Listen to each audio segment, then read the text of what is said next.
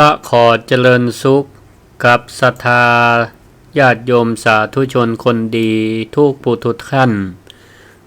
ตอนนี้เราก็มาเข้าสู่รายการศิริธรรมการเมืองในช่วงที่2ตั้งแต่เวลา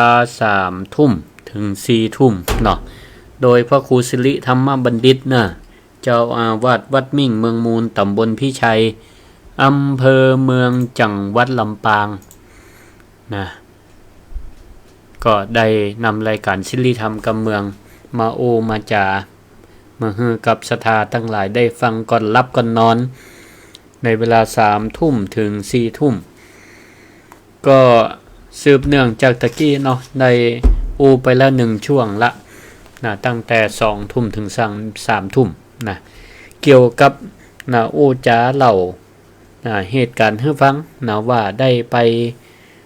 นะขึ้นดอยวาวีนะไปตัวท่านอธิการบดีและผู้บริหารท่านรองอธิการบดีถึงส่วนกลางถึงส่วนภูมิภาคนะตั้งเชียงใหม่นะท่านรองอธิการเชียงใหม่ก็ดีตั้งเชียงไฮ้นะหลวงพ่อเจ้าคณะจังหวัดหลวงพ่อผู้อำนวยการนะก็หลายจังหวัดเนาะปากันไปให้กำลังใจกับพระบัณฑิตอาสาพัฒนาราษฎรพื้นที่สูงนะเปิ้นก็เกณฑ์นิมนต์หัวหน้าอาสมนะพระสงฆ์ที่เปิ้นไปประจำอาสมนับได้อยู่33อาสม33รูปนะบอกว่าจะเป็นเชียงใหม่นะเชียงไฮ้แม่ฮ่องสอนลำปางก็มีนะที่เปิ้นได้ไปในนามของมหาวิทยาลัยมหาจุฬาลงกรณราชวิทยาลัยเนี่ยศรัทธาญาติโยมทั้งหลายพ่องก็ว่าจบแถวปริญญาตรีนะจบจัดสูงแล้วจะได้ว่าไปอยู่ที่มันลำบากลำบนนะฮะยังมาอยู่ตำบ้านเฮานี่แหละศรัทธาญาติโยมนะก็นะแสดงให้หันว่าเป็นพุทธสักยบุตรนะเป็นลูกของพระพุทธเจ้านะพระสงฆ์องค์เจ้าเนี่ยนะเป็นพระสาวกเป็นลูกของพระพุทธเจ้าได้ศึกษาพระธรรมคำสอนของพระพุทธเจ้าฮู้แล้วนะบ่ได้ฮู้คนเดียวเปิ้นว่านะอมไว้หายคายออกอยู่นะกำบ่เก่ากำเมืองเปิ้นถึงว่าเนาะอมไว้หายก็หมายถึงว่าฮู้แล้วบ่ทายทอดบ่บอกไผนะก็เหมือนกับนะเลี้ยงไก่บ่ขันอมไว้หายก็ฮู้คนเดียวเหียความฮู้อันหยังต่างๆมันก็อยู่ในสมองของตัวเก้านะอยู่ในไส้ในปุ่มตัวเก้าเหียนะถ้ามรณภาพตายจากไปเหียก็คนอื่นก็บ่ได้ฮู้ตัวนะศึกษาเล่าเรียนมาแล้วถ้าบ่เผยแพร่นะบ่เอามามาจ๋าให้กับศรัทธาทั้งหลายได้ฟังต่อนะก็บ่มีประโยชน์อันใดเนาะบ่มีประโยชน์อันใดเดี๋ยวขอสุมาเต้นเนาะเจริญพรกราบนมัสการเจ้าอาจารย์แม่บัวไข่กะบ่ได้เมมเบอร์ใหม่ไว้เด้อออกรายการอยู่เจ้าสาธุรับกินข้าวแลงแล้วก็รับตื่นเปิดว่าจับประเดแล้วรอบแรกตะกี้บ่ได้ฟังสักคำกันมวนรับตั้งใจฟังดีๆตั้งใจฟังเดี๋ยวจะเปิดไมค์ใหม่เจ้า5มาก่อนไปเจ้าเดี๋ยวโทรมาแหมกำก้อยโทรนะสาธุมาโทรแล้วสตังค์บ่มีเจ้าสาธุอันกับฟังต่อเด้อเดี๋ยวฟังต่อจ้าสาธุเจริญพรสาธุมาฟังกันต่อตะกี้ถึงไหนถึงว่าอันนะเป็นพระสงฆ์องค์เจ้าเนี่ยนะศรัทธาญาติโยมทั้งหลายเรียนจบมาแล้วนะฮู้ธรรมะคำสอนพระพุทธเจ้าอันนี้แหละถือว่าเป็นหน้าที่นะของเปิ้นที่จะต้องเอาธรรมะของพระพุทธเจ้าไปเผยแพร่บ่ว่าตั้งใดก็ตั้งหนึ่งนะการออกรายการวิทยุจะก็เหมือนกันก็ถือว่าได้ปฏิบัติหน้าที่ความเป็นพุทธบุตรนะเป็นลูกของพระพุทธเจ้านะเอาธรรมะมาสู่ศรัทธาญาติโยมศรัทธาญาติโยมฮู้แล้วก็เอาไปสอนลูกสอนเต้านะ เผยแพร่บอกต่อนะไผฟังตังFacebook ไลค์นะฟังแล้วหันว่ามันมีสาระดีนะก็กดแชร์กดไลค์ไปต่อๆกันไปนะเฮือลูกเฮือหลานเฮือเปื้อนนะ Facebook ด้วยกันเนี่ยได้ฮู้ตัวนะก็เป็นสิ่งที่ดีน่าอนุโมทนาสาธุเนาะนะซึ่งก็อย่างตีให้ฟังนะว่าเปิ้นก็ได้มาสะท้อนให้หันนะว่าเปิ้นไปอยู่นะกับนะพี่น้องเจ้าชาติพันธุ์นะเผ่าต่างๆเนี่ยว่าเปิ้นได้นะมีความท้าทายอย่างพ่องนะบางพ่องก็ไปอยู่ตอนแรกนี่ก็ต้องมีปัญหาอุปสรรคนะเรื่องภาษาเรื่องการสื่อสารเนาะคนละภาษานี่ก็ตึงอันนี้เหมือนกันเนาะเป็นปัญหาอุปสรรคอยู่เหมือนกันการสื่อสารนี่ถือว่าเป็นสิ่งสำคัญกว่าจะสื่อสารหากันได้นี่ก็ใช้เวลาพอสื่อสารกันได้แล้วเนี่ยก็เอาละนะได้ได้ต่างสะดวกนะแล้วก็สามารถสื่อสารกันเข้าใจปฏิบัตินะได้ถูกต้องบางตีนี่เปิ้นก็ต้องไปฮบนะไปเปลี่ยนแปลงแนวความคิดเดิมๆอันที่มันผิดจากหลักศีลธรรมก็มีเหมือนกันนะยกตัวอย่างตะคืนเปิดกับเราให้ฟังว่าไปอยู่ใหม่ๆความคิดของกลุ่มชนนี่มันมีหลายอย่างธรรมเนียมประเพณีมีหลายอย่างนะเปิ้นว่ายกตัวอย่างบางแต่คุณความคิดแบบตะก้อนเนี่ยมีลูกแฝดเปิ้นว่าต้องเลือกเอาไว้คนหนึ่งนะเลือกเอาไว้คนหนึ่งต้องเปิ้นห้องว่าการลุญยฆาตอย่างเนี่ยก็ถ้ามาฟังตามพระพุทธศาสนาเฮาเนี่ยก็ถือว่าเป็นเรื่องของศีลธรรมเนาะมันก็เป็นสิ่งที่บ่ควรเปิ้นก็ต้องไปอธิบายเอาธรรมะไปให้ฟังจนเปิ้นก็ได้ยอมรับและก็เลิกปฏิบัติแนวความคิดที่มันบ่ถูกต้องผิดหลักการเบียดเบียนเปิ้นก็ปรับตัวปรับอย่างกันได้นี่นั่นก็อันนี้ถือว่าเป็นประโยชน์นะการที่พระสงฆ์องค์เจ้าเปิ้นเป็นพระบัณฑิตอาสาพัฒนาราษฎรในพื้นที่สูงเฮือมาสักการะบูชามาถือตนถือตัวเป็นพุทธมามกะเป็นเจ้าพุทธนี่ถ้ามันมีพระสงฆ์เหล่านี้ก็บ่ฮู้จะได้ไผละเนาะบางที่บางนี่ก็เสียโอกาสก็ปล่อยให้ ศาสนาอื่น เปิ้นเข้าไปเผยแพร่แตนเหียปัญหาอุปสรรคแห่งอันหนึ่งประกาศสะท้อนว่าบัดเดี๋ยวนี้พระบัณฑิตก็มีอายุกันละบางตนบางองค์ก็เตียวลำบากละต้องอาศัยไม่เต้าเพราะมีอายุพรรษาหาพระสงฆ์รุ่นใหม่ไปแตนก็บ่ค่อยมีบ่ต้องว่าอันนี้ละเนาะขนาดพื้นที่ราบของเฮาเนี่ยก็ยังเขียมละพระสงฆ์องค์เจ้าก็อย่างเพราะว่าบัดเดี๋ยวนี้การศึกษาทั้งโลกเนี่ยมันก็เจริญก้าวหน้าเครื่องสื่อต่างๆมันก็เจริญก้าวหน้าเราอ่อนสมัยบัดเดี๋ยวนี้บ่ใครมีไผจะใครบวชละใครบวชเฮียนนี่บ่เคยมีแต่สมัยตะก่อนนี้มันก็ถือว่าเป็นทางเลือกเนาะการได้บวชเฮียนเนี่ยถือว่าเป็นทางเลือกของเยาวชนประจายกุลบุตรเพราะว่าการศึกษาสมัยก่อนนั้นก็มันก็บ่ได้เจริญก้าวหน้าอย่างเท่าใดการเรียนหนังสือหนังหาก็ต้องมาอยู่ในวัดในวาถึงจะเรียนกันได้เนี่ยเฮาไปนี่ก็ได้อย่างหลายๆอย่างไปให้กำลังใจเอาสิ่งของเอาควายอย่างไปให้ไปมอบให้เพิ่นไปนอนบนหันเนี่ยเย็นอากาศเย็นสบายซึ่งมันแตกต่างเฮาอยู่ตั้งหลุมนี่แม่ค่ำเมื่อคืนต้องเปิดพัดลมอย่างบัดเดียวเนี่ยในห้องนี่ก็ต้องเปิดพัดลมแต่อยู่บนพุ่นนี่บ่ต้องเปิดพัดลมลมเย็นสบายลมธรรมชาติ บ่เปลืองไฟบ่เปลืองพัดลมเปลืองแอร์นะอากาศดีตื่นเจ้ามาก็อากาศเหมาะนะเหมาะดีแต่เจ้านี่ก็ได้ปากันทำบุญตักบาตรนะซึ่งก็ตั้งผู้บริหาร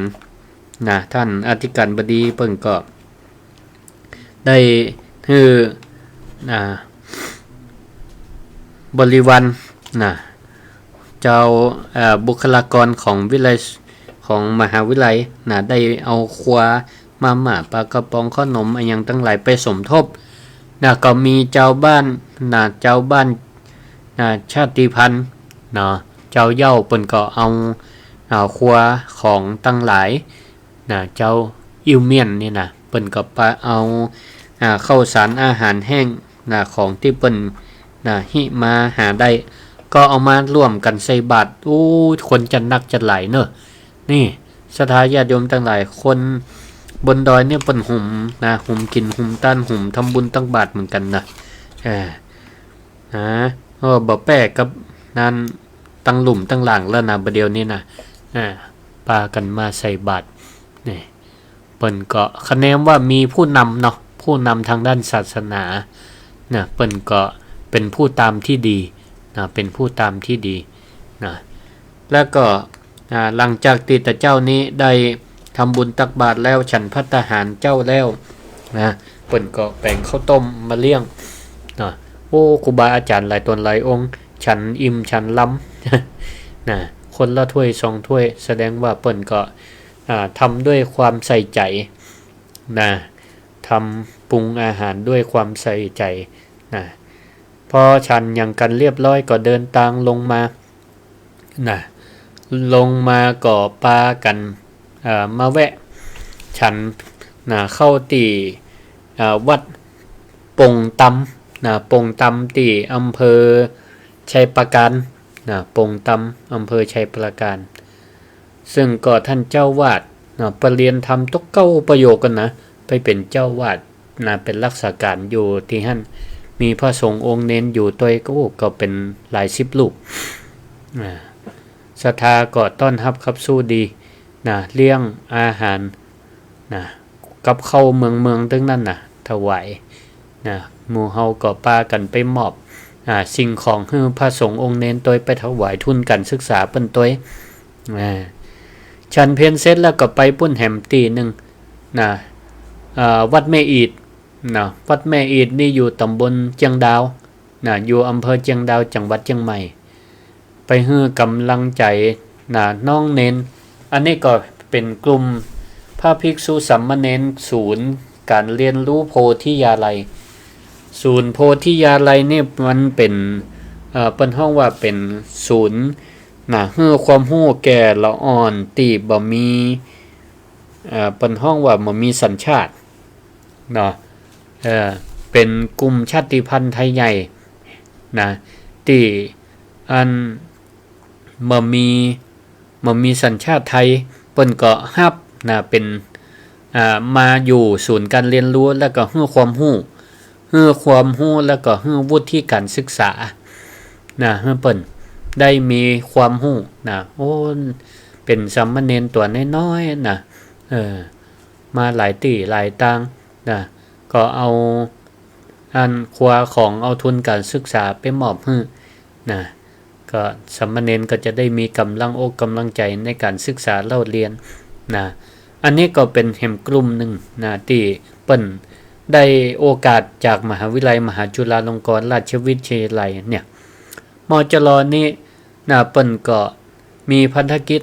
นะคือการศึกษานะคือการศึกษาทุกระดับชั้นนะบ่ว่าจะเป็นระดับประกาศนียบัตรนะหรือเนี่ยร่วมกับนะประถมศึกษาเขตประถมศึกษามัธยมศึกษาก็ให้ความรู้ละอ่อนไปนะ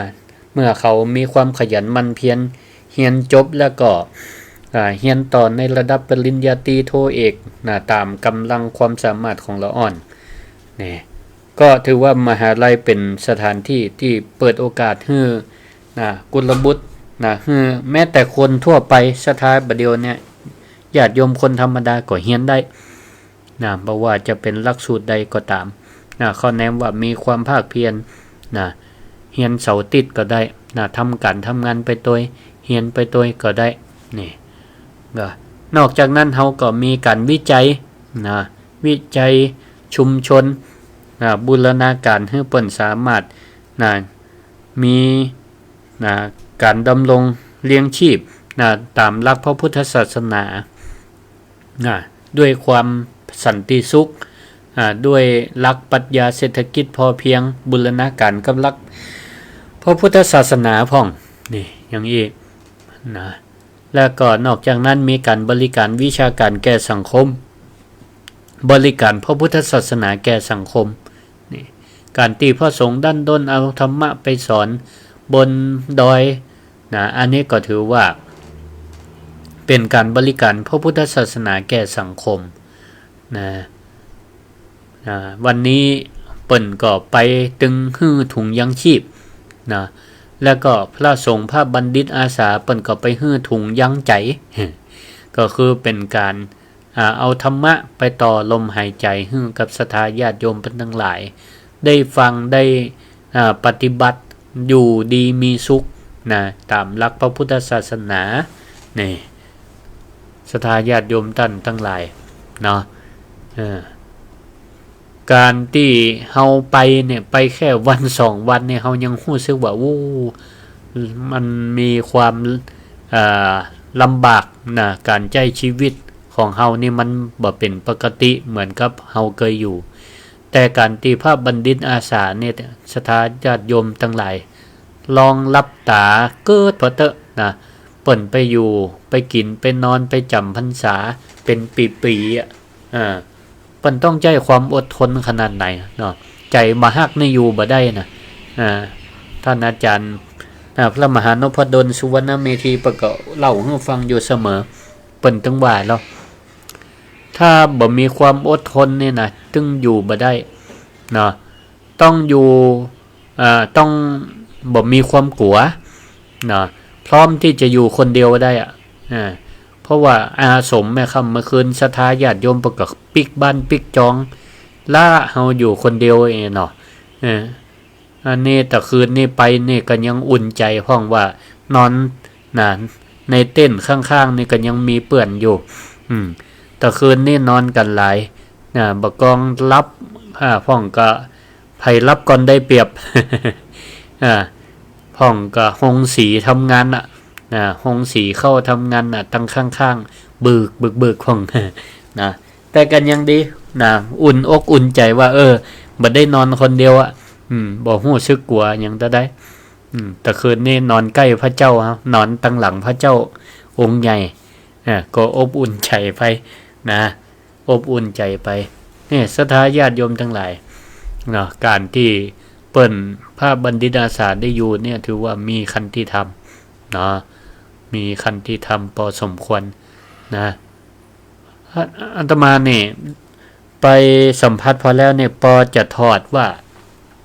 การที่เปิ้นอยู่กันได้เนี่ยเปิ้นต้องมีธรรมะหนึ่งมีความเมตตาเป็นแรงขับเคลื่อนเมตตานะเปิ้นมีเมตตาจะได้เมตตาเหมือนกับแม่ที่ฮักลูกนะพ่อแม่ที่ฮักลูกพระบัณฑิตอาสาก็เหมือนกันเปิ้นมองหันเจ้าบ้านเจ้าดอยนะที่เปิ้นตะก้อนเนี่ยบ่มีพระสงฆ์องค์เจ้าไปอยู่เนี่ยเปิ้นก็ขาดโอกาสที่จะได้ฟังธรรมคำสอนของพระพุทธเจ้าทีนี้พระบัณฑิตทั้งหลายเนี่ยเปิ้นก็ถือว่ามีเมตตาอย่างยิ่งละเนาะที่ได้นำเอาแสงสว่างคือธรรมะเนี่ยไปมอบให้เปิ้นทั้งหลายเหล่านั้นได้ศึกษาได้ฟังธรรมะแล้วเอาไปประยุกต์ใช้ชีวิตการดำเนินชีวิตของเปิ้นจากที่เคยดำเนินชีวิตตามความเชื่อเดิมๆความเชื่อผีสางเทวดาบรรพบุรุษทั้งหลายบางเตี่ยก็เป็นความเชื่ออันอาจเกิดการเบียดเบียนคนอื่นก็มาจากเป็นมิจฉาทิฏฐิเป็นสัมมาทิฏฐิได้เนี่ยก็ถือว่าเป็นบุญกุศลอย่างยิ่งทั้งตัวพระบัณฑิตอาสาเอง ทั้งตัวศรัทธาญาติโยมตั้งหลายพี่น้องเจ้าชาติพันธุ์เจ้าเขาตัวเป็นบุญกุศลของเพิ่นละที่เพิ่นได้มีโอกาสเปรียบเหมือนภาชนะที่คว่ำเหมือนถ้วยที่มันคว่ำอยู่เอาน้ำมาใส่มันก็บ่ฮู้จักเต็มก็เหมือนกับว่าพระบัณฑิตเพิ่นได้เอาธรรมะของพระพุทธเจ้าไปเผยแผ่ก็เปรียบเหมือนได้หงายถ้วยหงายจ้อนให้มันหงายขึ้นเอาคว้าเอาของเอาน้ำเอาอาหารใส่มันก็มีความเต็มพร้อมได้ฉันใดการที่เพิ่นได้มีโอกาสฟังธรรมะก็มีโอกาสได้ปฏิบัติให้เป็นผู้มีสัมมาทิฏฐิมีความเห็นถูกต้องก็ได้บุญกุศลที่เต็มเปี่ยมฉะนั้นประการที่สองการที่พระบัณฑิตอาสาเปิ่นไปอยู่จะอันใดเนี่ยต้องมีความเสียสละเป็นพาหนะมีความเสียสละเป็นพาหนะคือท่านสละความสุขส่วนตัวอย่างเช่นอาสมปังกิวที่ไปนอนเนี่ยฟังสัมภาษณ์พระบัณฑิตอาสาเนี่ยเปิ้นตะก่อนเป็นทหารเป็นทหารมาก่อนแล้วก็ได้ลาป่อลาแม่มาบวชแล้วก็มาเรียนมหาจุฬาเรียนจบแล้วก็มาสมัครเป็นพระบัณฑิตอาสาอยู่จนถึงบัดเดี๋ยวเนี่ยป่นบ้านเกิดเมืองนวลเป็นคนขอนแก่นป่นก่อนเป็นคนขอนแก่นแต่ว่านี่ก็โยมป่อโยมแม่เปิ้นฮู้ว่าองค์อธิการบดีและก็ผู้บริหารมจรขึ้นไปเยี่ยมให้กำลังใจพระลูกของเปิ้นที่อาสมปางกิ้วดอยวาวีเปิ้นกับลูกขอนแก่นปุ่นมาลูกขอนแก่นปุ่นมาต้อนรับท่านอธิการบดีเปิ้นก็เลยสัมภาษณ์ว่าโยมพ่อโยมแม่มาหาพระลูกมันก็เปิ้นก็ว่าถ้าพระลูกมีกิจกรรมอันใดมีงานเปิ้นก็จะมาช่วยตลอดนี่มาเป็นกำลังเสริมอยู่ตกขอนแก่นเป็นคนอีสานวันนี้ครูบาอาจารย์แม่เจ้าเปิ้นปากันฉันเจ้านอกจากข้าวต้มแล้วยังมีแจ่วบ้อง แจ่วบ้องนี่อาหารอีสานแล้วเนาะพระสงฆ์องค์เจ้าบางตนเนี่ยเปิ้นเป็นพระทางอีสานเหรอครูบาอาจารย์เปิ้นก็ว่าโอ้คนบนดอยนี่อย่ามาเนี่ยแจ่วบ้องอย่ามาลำแต่ลำหวานเหมือนกับคนอีสานเนี่ยเป็นว่ามาฮู้ว่าเป็นว่าโยมป่อแม่พระเปิ้นนั่นแหละเจ้าอาวาสเปิ้นเป็นคนเอาเครื่องปรุงอย่างตั้งอีสานมามาเนี่ยมาปรุงถวาย นี่ศรัทธาญาติโยมทั้งหลายนอกจากส่วนตัวเปิ้นมีความเสียสละบ่พอจักจูงพ่อแม่ของเปิ้นเนี่ยมีความเสียสละตัวลูกตัวเต้านี่ก็ได้บุญกุศลตัวพระลูกของเปิ้นเจ้าบ้านเจ้าจองก็เคารพศรัทธาแล้วก็ฮักในพ่อแม่ของพระเปิ้นตัวที่ได้เสียสละความสุขส่วนตัวมาอยู่บน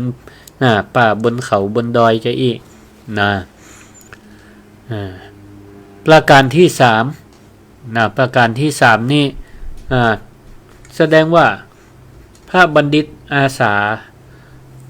แต่ละตนแต่ละท่านนั้นเป็นมีอุดมการณ์เป็นเข็มทิศมีอุดมการณ์ละเสียสละละความสุขส่วนตนจากแสงสีเสียงอย่างที่บนพื้นราบที่บ้านเฮาเปิ้นมีกันเปิ้นเสียสละทุกอย่างไปอยู่ที่เปลี่ยวอยู่ที่วิเวกบ่มีความเจริญบางตีนี่บ่มีไฟบ่มีน้ำบ่มีไฟบ่มีไฟฟ้ากะอย่างต่างๆเนี่ยแต่ว่าเปิ้นเนี่ยมีอุดมการณ์เปิ้นต้องมองถึงว่าเปิ้นต้องมีภารกิจที่จะต้องทำให้สำเร็จก็คือการเผยแพร่ธรรมะการบริการช่วยเหลือสังคมเจ้าบ้านการอยู่เป็นเปื่อนเจ้าบ้านเป็นผู้นำเปรียบเสมือนก็เป็นผู้ใหญ่บ้าน ตีนำปีน้องเจ้าบ้านทำการทำงานทำสิ่งที่เป็นสาธารณะให้มันสำเร็จพระสงฆ์พระบัณฑิตพัฒนาราษฎรก็เหมือนกันเปิ้นก็มีความเสียสละและมีความเป็นภาวะผู้น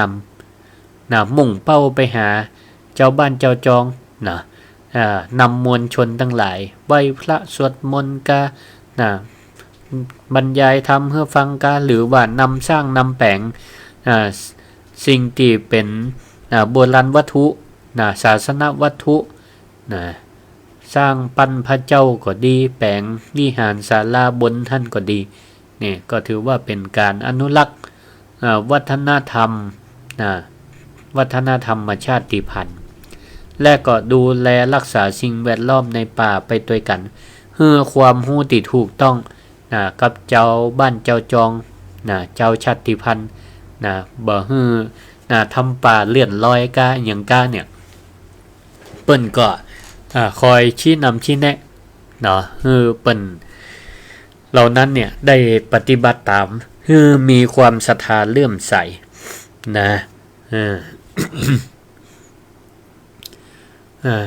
แต่ละคนที่เปิ้นมาต้อนรับมาส่งมาส่งองค์อธิการบดีแล้วก็ผู้บริหารครูบาอาจารย์ที่ไปให้กำลังใจเนี่ยแต่ละคนเนี่ยก็มีแววตาที่มีความที่มีเป็นบรรยากาศเหมือนพี่เหมือนน้องเหมือนญาติที่มาแอวหากันเนาะเปิ้นก็แสดงถึงความจริงใจมีแววตาที่มีความจริงใจแล้วก็หันว่าโอ้อันตังมจรได้ส่งพระบัณฑิตอาสาพัฒนาราษฎรพื้นที่สูงเนี่ยมาเนี่ยก็เหมือนกับว่าโอ้เปิ้นได้มอบแก้วมอบแสงมอบของมีค่ามาให้เจ้าดอยของเปิ้นแล้วก็ตัวมาแอวมาพอมาให้กำลังใจและนอกจากนั้นนี่ตะวาท่านอธิการบดีนอกจากจะมอบพระบรมฉายาลักษณ์ของในหลวงรัชกาลที่9ในทรงผนวกบวชพระอยู่เปิ้นก็ยังได้มอบพุทธมามกบัตรมอบพุทธมามกบัตรก็คือเป็นการประกาศตนว่าเป็นเจ้าพุทธแล้วเนอะตอนนี้เปิ้นตั้งหลายได้รับไปแล้วก็มีความภาคภูมิอกภูมิใจว่าเปิ้นเป็นคนมีศาสนาเป็นคนเป็นเจ้าพุทธศาสนิกชนเนี่ยศรัทธาญาติโยมทั้งหลายลองนึกภาพพอว่าโอ้ความศรัทธาของพี่น้องชาติพันธุ์เจ้าดอยเหมือนกับผืนแผ่นดินตีว่าแห้งแล้งมาก่อนนี้พอได้หยาดฝนก็คือพระธรรมคำสอนของพระพุทธเจ้าตีมีพระพิรุณก็คือพระสงฆ์พระบัณฑิตตัวเผยแพร่ทั้งหลายเนี่ยเปิ้นก็ได้เอามาโปรยมาฮดในพื้นที่ของเปิ้นนั้นให้อุดมสมบูรณ์เจริญงอกงามให้เจริญงอกงามเป็นพื้นที่ที่ปลูกอันยังก็ขึ้นปลูกอันยังก็เจริญเติบโตได้สดาญาติโยมทั้งหลายทีนี้เฮาก็มาพอตัวเฮาเนาะ ปิกลงมาดอยพ่องเมื่อพอตัวเฮาว่าโอ้วัดอยู่หน้าบ้านแต้ๆห่างกันแค่ข้ามถนนหนทางบ่ได้บางพ่องก็ยังอ้างว่าโอ้ไปยากมายาก ตั้งแต่ถนนหลวงมานี่เปิ้นตัดถนนเปิ้นแปลงหัวกั้นจะข้ามก็ข้ามมายาก ข้ามก็ข้ามมายากรถก็นักนี่ก็กลายเป็นว่าไก่วัดไก่วาไปเหี่ยไก่วัดไก่วาบางพ่องก็ห่วงกันห่วงงานเอาไว้รอปุ่นเท่าชะแลแก่ชราเนี่ยบางทีเท่าชะแลแก่ชราก็อ้างว่าแข้งขาบ่ค่อยดีเที่ยวบ่ค่อยได้นั่งฟังทำฟังเมินก็บ่ค่อยได้ปวดหลังปวดแอวนั่นก็ว่ากันไปสักอย่างผลสุดท้ายก็คือบ่ได้ไปบ่ได้ไปเนาะเนี่ยก็จะไปรอไปวาระสุดท้ายเนาะก็ขอสุมาอภัยบ่ได้แจ้งได้ แต่เฮามาอู้ความเป็นจริงว่าโอ้เนี่ยเฮาอยู่พื้นที่ลาบก็ถือว่าเป็นอุดมมงคลเป็นโจกเป็นใจของเฮาท่านทั้งหลายเนาะว่าโอ้วัดก็อยู่ในหมู่บ้านนะหมู่บ้านหนึ่งก็มีวัดหนึ่งนะหรือบางพ่องก็เพิ่งจะแยกหมู่บ้านไปนะก็วัดก็จะได้ก็ยังอยู่ที่เดิมนะหมู่บ้านแยกก็บ่ได้เป็นปัญหาอุปสรรคอันใดนะวัดก็ยังอยู่ที่เดิมเฮาก็ยังมีโอกาสได้ปากันมานะบ่ได้มีโอกาสมาทุกวันพระวันศีล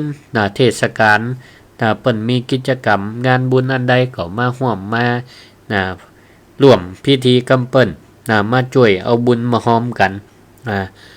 เฮาถนัดอันใดก็มาช่วยอันนั้นงานบุญกุศลงานที่เปิ้นว่าปอยหลวงเนี่ยเนาะตั้งเชียงใหม่ว่าปอยหลวงตั้งลำปางว่างานฉลองสมโภชถือว่ามันเป็นศูนย์กลางของการที่ศรัทธาญาติโยมทั้งหลายจะได้มีโอกาสมาทำบุญมาทำบุญมาสร้างกุศลไผถนัดอันใดก็เอาสิ่งนั้นมาช่วยกันบางพ่องก็ปัจจัยบาแหงแป้งมีก็มาช่วยกลางเต้นตั้งโต๊ะเก้าอี้ขนขอบขนคว้าไม่ยิงเปิดก็มาช่วยทำความสะอาดประดับประดาตกแต่งสถานที่ห้องก็ถนัดไปตั้งเป็นแม่ครัวก็มาช่วยทำกับข้าวกับปลาเนี่ยวัดเนี่ยถือว่าเป็นแหล่งผลิตบุญเป็นแหล่งก่อให้เกิดบุญกุศลเพราะฉะนั้นศรัทธาญาติโยมทั้งหลายเนี่ยเฮาก็สามารถมาตักมาตวงเอาบุญกุศลได้ทุกเมื่อทุกโอกาสได้ฟังธรรมะอยู่ประเดี๋ยวนี้ก็เป็นบุญกุศลได้เหมือนกันการฟังก็เป็นบุญได้ความรู้ก็เกิดปัญญาก็เอาไปสู่การปฏิบัติก็ถือว่าเป็นบุญถึงนั้นเนาะวัดอยู่ใกล้เฮาก็ไปได้ทุกโอกาสก็ฮื้อไปเปิ้นประกาศขอความช่วยเหลืออันใดก็ไปเถอะไปช่วยกันอย่างเดือนเมษาเนี่ยเป็นเดือนเทศกาลวันปีใหม่เมืองก็จะไปละเหตุประเวณีอันเก่าก่อน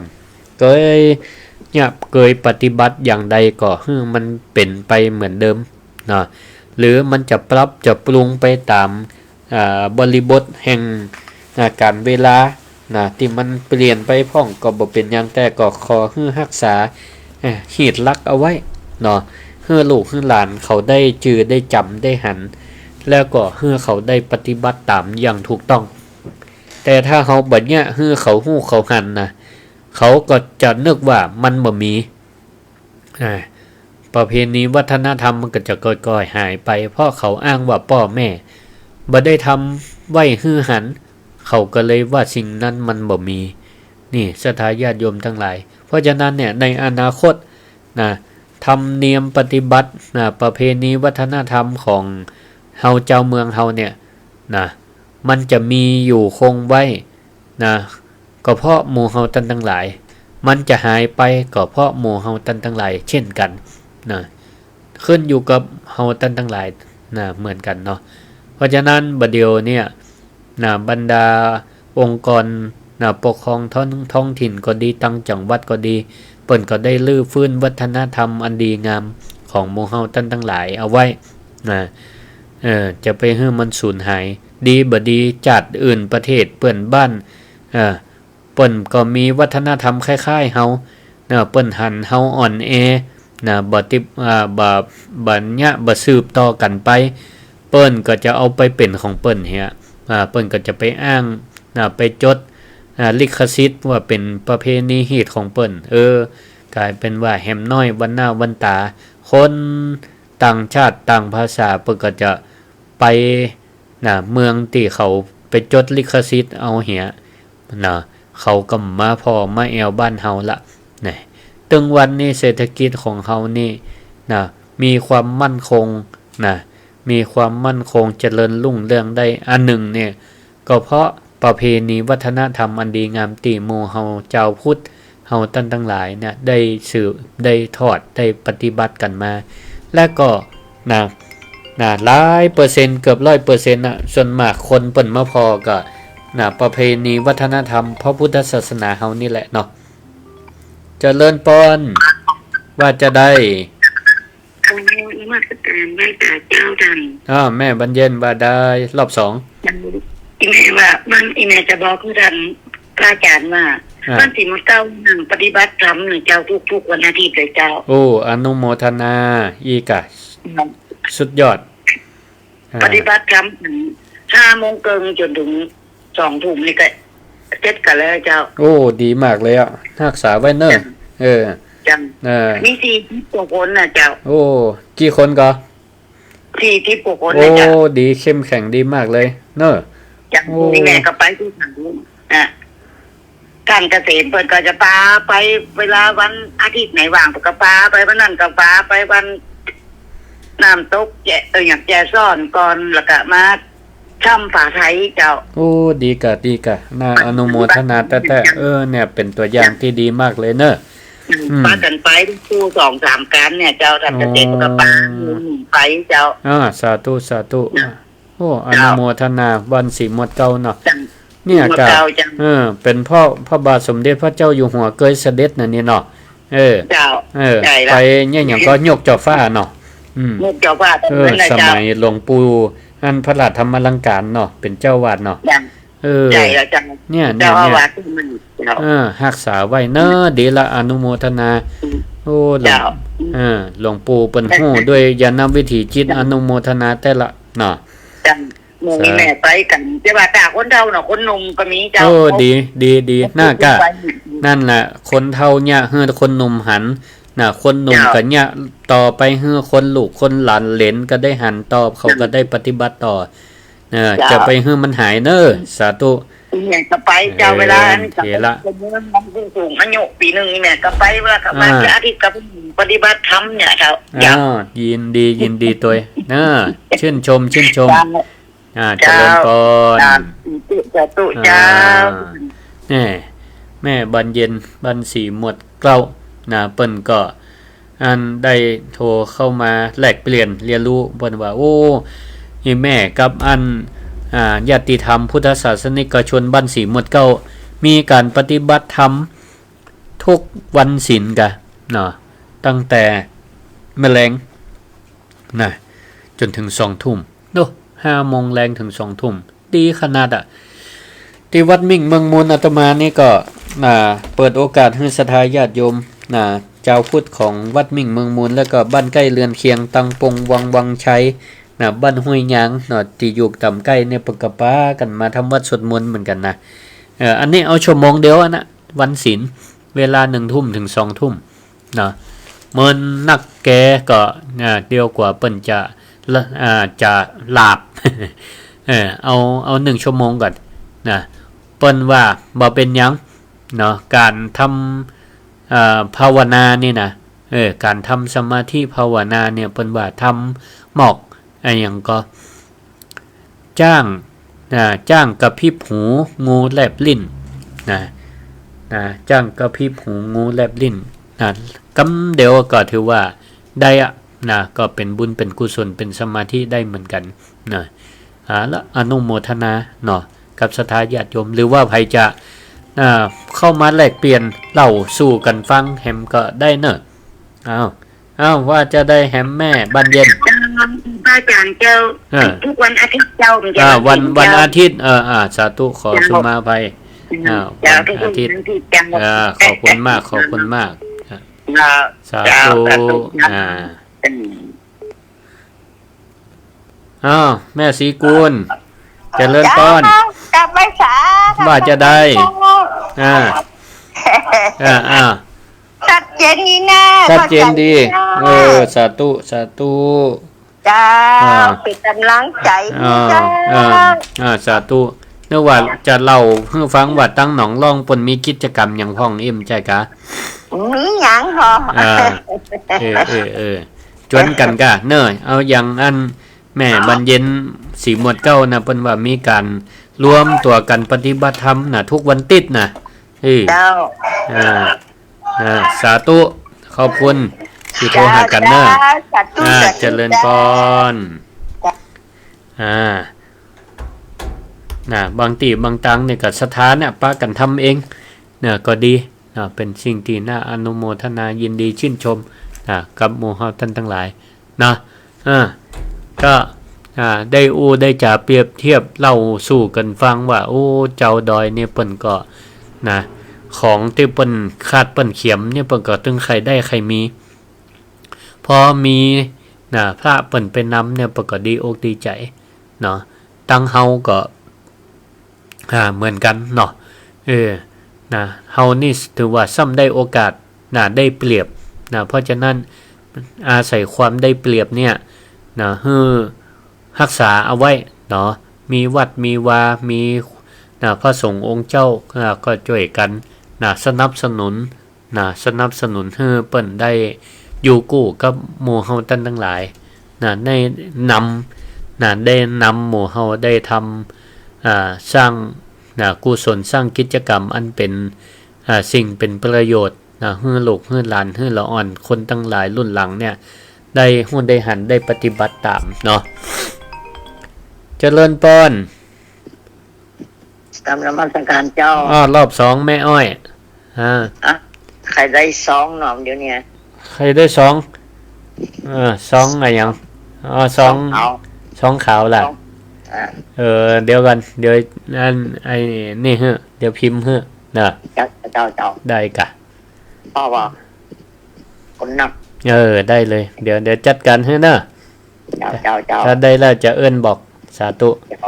ขอบคุณหลายสาธุสาธุก็ศรัทธาญาติโยมท่านทั้งหลายก็ได้ได้จ่ากันประมาณแล้วเนาะเวลานี่ก็หังเวยเหมือนกันเนอะตอนแรกๆตะกี้นี่ก่อนจะถึงเวลาจะบรรยายเนี่ยก็ยังเกิดอยู่ว่าจะเอาอย่างปะล่ำปะเหลือ2 ชั่วโมงก็น่ะแต่พอไปเนี่ยก็เวลาก็เวยเหี้ยฮะไปจะครบ2 ชั่วโมงแล้วนี่เอาละก็เดี๋ยวใครจะโทรมาก็โทรมาได้เนอะ064-949-5999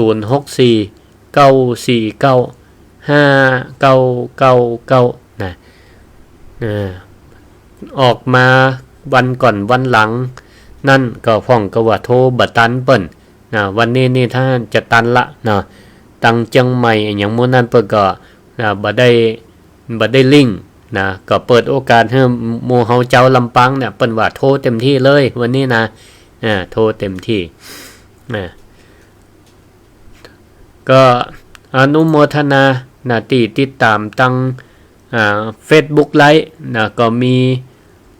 ปอเลี้ยงอันนั้นปอเลี้ยงกลมล้านนาตีปูนสันทรายเปิ้นก็เข้ามาฟัง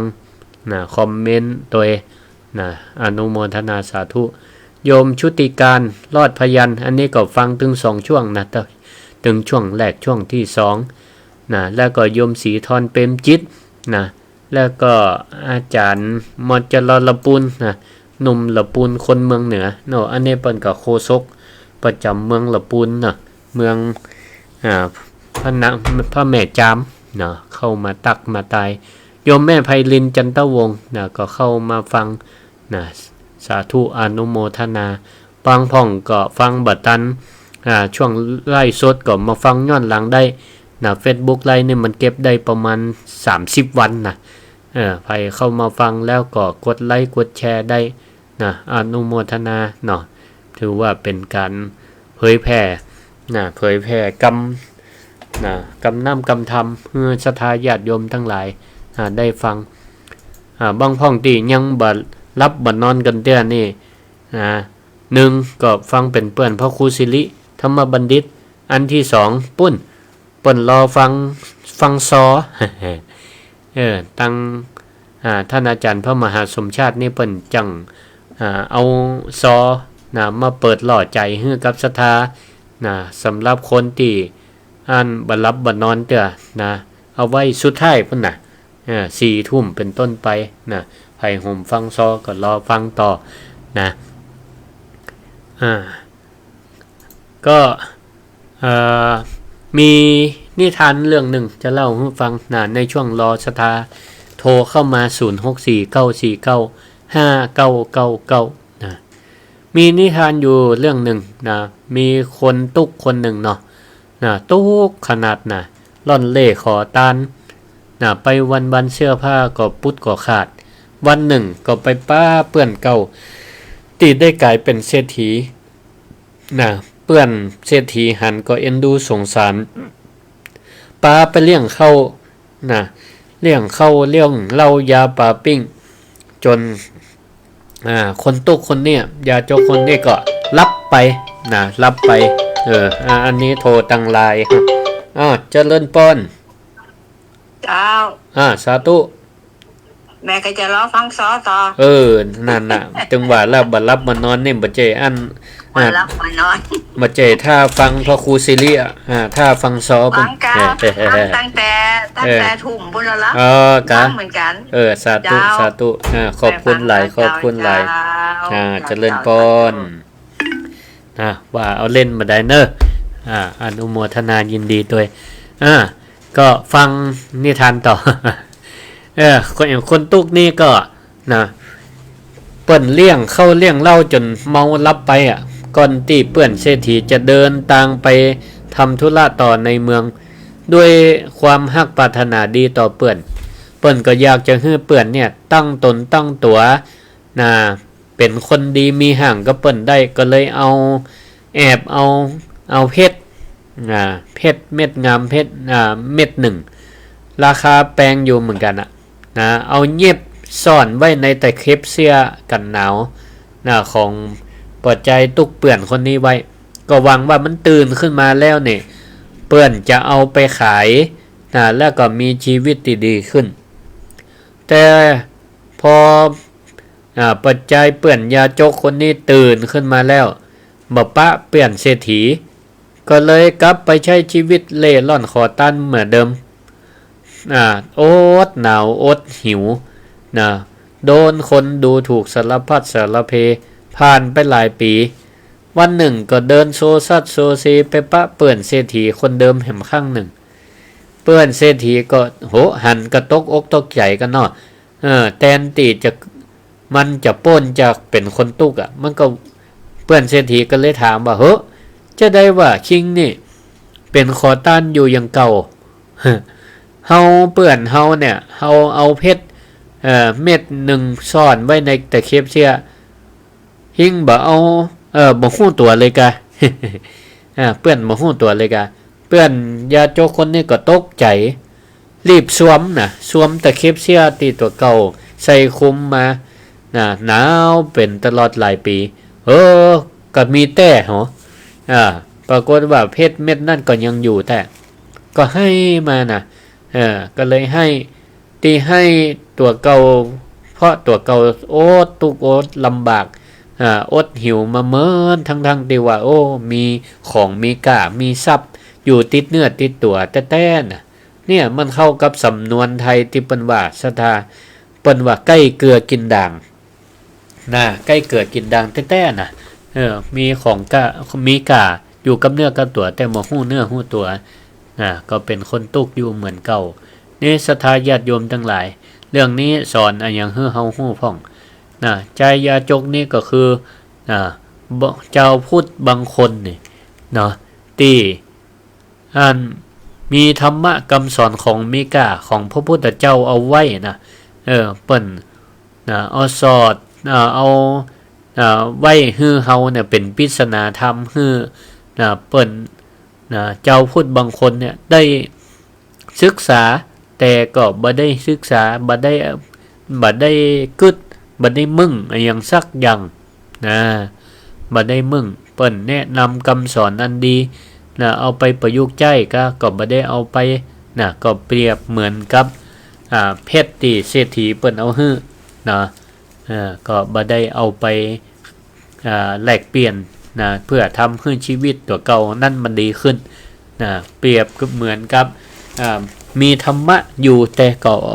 เอาไปคิดพิจารณาบ่ได้เอาไปประยุกต์ใช้ก็บ่เกิดประโยชน์อันใดอันนี้แหละ เนาะศรัทธาญาติโยมทั้งหลาย